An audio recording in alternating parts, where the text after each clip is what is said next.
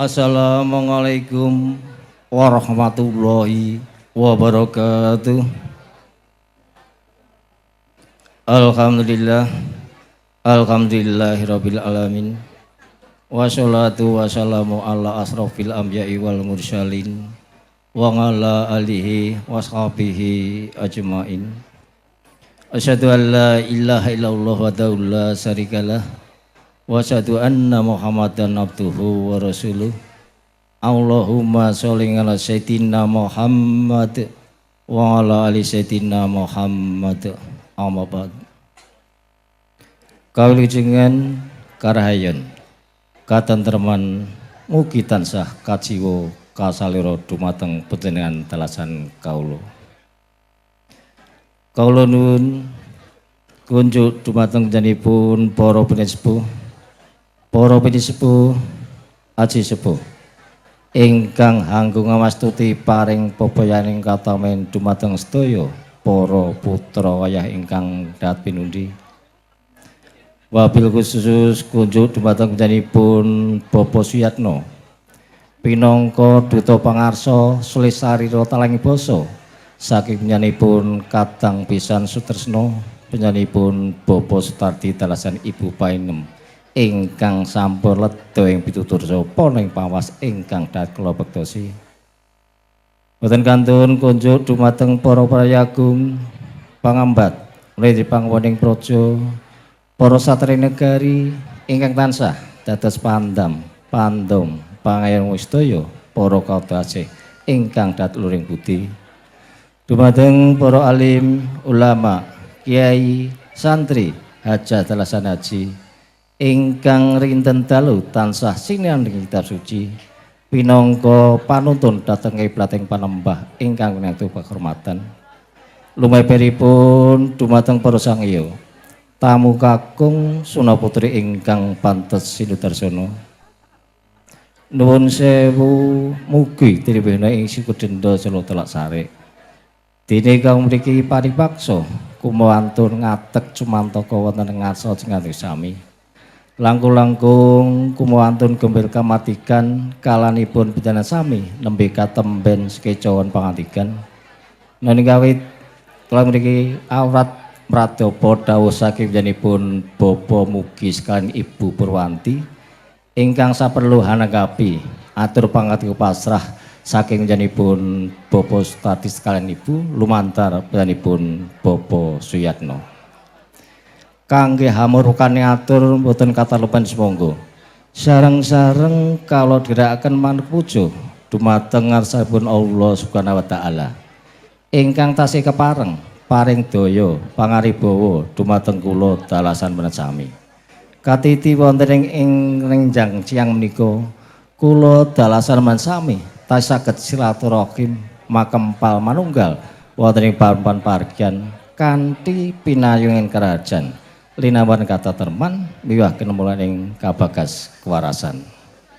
Lan ugi mboten kata lumpen sholawat salam tansah kita limpahaken dumateng junjungan kita Nabi Agung Muhammad sallallahu alaihi wasallam ingkang badhe paring pisafaat dumateng kawula lan panjenengan sami mugi kalebet kula lan panjenengan sami ing mangkengipun ingkang badhe pikantuk syafaat lan pitulungipun saking Rasulullah sallallahu alaihi wasallam wonten ing jamul akhir samangke.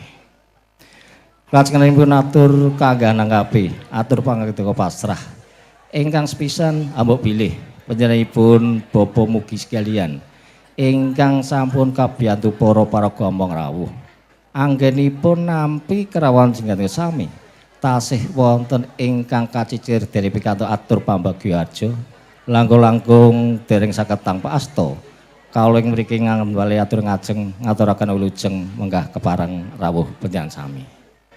Kaping kalipun panjenenganipun Bapa mugi sekalian ngaturaken ageng panuwun ingkang tanebundan ingkang saestu panjenengan sami sampun kepareng karaya-raya nglonggaken wekdal saha penggalih saperlu rawuh minangkani menawi dados atur panyunipun ingkang salajengipun mugi dipun sekecakna anggenipun pinarak lenggah kanthi mardu margane kalih wonten ing babagan prasaja lan jrimene enjang siang menika. Wonten jangkep kaping tiganipun kangge anakapi atur pangget pasrah.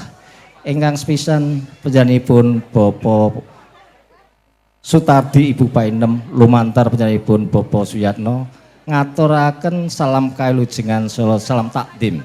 Ing mangke mugi kaaturna dumateng panjenenganipun Bapak mugi sekalian Ibu ingkang menika kinto tampi kanthi wasilah.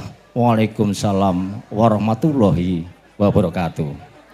Namung koso wangsulipun salam takdim saking panjenenganipun Bapak mugi sekalian Ibu ing mangke mugi katurna dumateng panjenenganipun Bapak Sutardi sekalian Ibu Painem.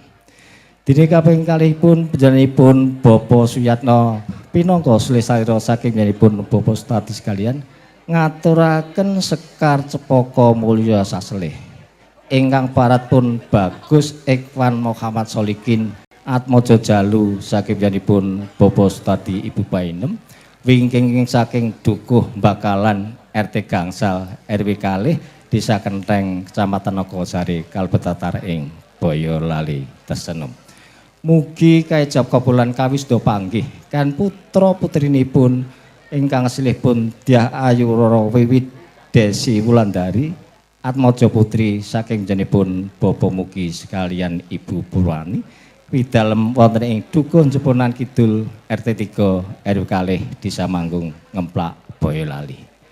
Caos punika bilih titi laksana ijab kobling putra pinangaran sekalian sampun kalaksanan kala enjang kirang langkung watawis tabuh pitu ingkang dipun tindakaken saking petugas kantor urusan kagami Kecamatan Ngemplak. Noningawe saking sewilakaning Gusti ingkang mubeng dumados sopi kantuk puja asta puji hati sagunge para ingkang sami rawuh. Titi laksana ijab kobling putra pinanganten sekalian saged lulus raja kalis ing Lubito miturut satataning agami ingkang rinasuk menadi satataning aturan negari ingkang lumampah. Lajengipun mangke badhe kawisda panggih. Mugi-mugi wisda pepanggihanipun putra pinanganten sekalian mangke saged kaleksanan boten mangke alangan satunggal punapa. Kajawisinipun ugi ngaturaken syarat sarana salajenging palakrami mekaten ingkang arupi wastra buga lan redana ata. Kanthi menika kanthi wasilah bismillahirrahmanirrahim sedaya atur pangritya pasrah wit purwa madya ngatosanipun kita tampi kanthi suka saha gembiraning panggalih. Mugi-mugi sedaya sih kadarman saking panjenenganipun Bapak Sutardi sekalian saestu saged damel ngamah soleh lan wingkingipun pikanto lintu ingkang tikel matikel lan satraju saking panjenenganipun Allah Subhanahu wa taala. Panjenenganipun para pisepuh, para lenggah kakung Suna Putri, panjenenganipun Bapak mugi sekalian tasih nyuwun gungan. Mugi-mugi anggenipun jodohaken putra pinanganten sekalian saestu pikanto wayu judu saking panjenenganipun Allah Subhanahu wa taala satemah dados keluarga ingkang sakinah mawaddah warahmah Allahumma amin.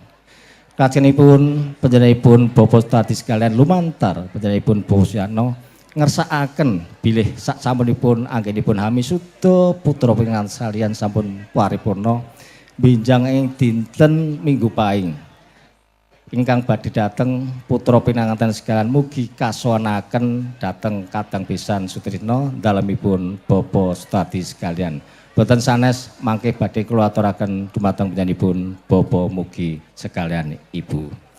Lan lajengipun mbok bilih pahargyan prasaja lan sriwening enjang siang menika sampun tunggal paripurna panjenenganipun Bapak Sutardi sekalian lumantar panjenenganipun Bapak Suyatno badhe ngersakaken lengser saking papan bagian mekaten. Janipun tebih saking raos panundung. Ewas manten panjenenganipun Bapak Sutardi sak pangbengipun badhe ngersakaken lengser boten sanes saking panjenenganipun Bapak mugi lumantar kawula namung saged nderekaken sugeng kundur. Mugi-mugi sak kundur panjenengan saking ing dukun Jeponan ngantos dumugi ing dukun Bakalan wonten ing samarga-marga tansah manggiya cepaka mulya satemah dumugi dalemipun suwang-suwang kanthi wilujeng. Saking para lenggah para pisepuh kakung Sumawutri ingkang tuhu winantu kahormatan mbok bilih mekaten lan semanten kula pinangka Sulistaira talangi basa saking janipun Bapak mugi sekalian. Ambok bilih anggen kula matur saestu wonten atur ingkang cacar cewet lan kuciwa.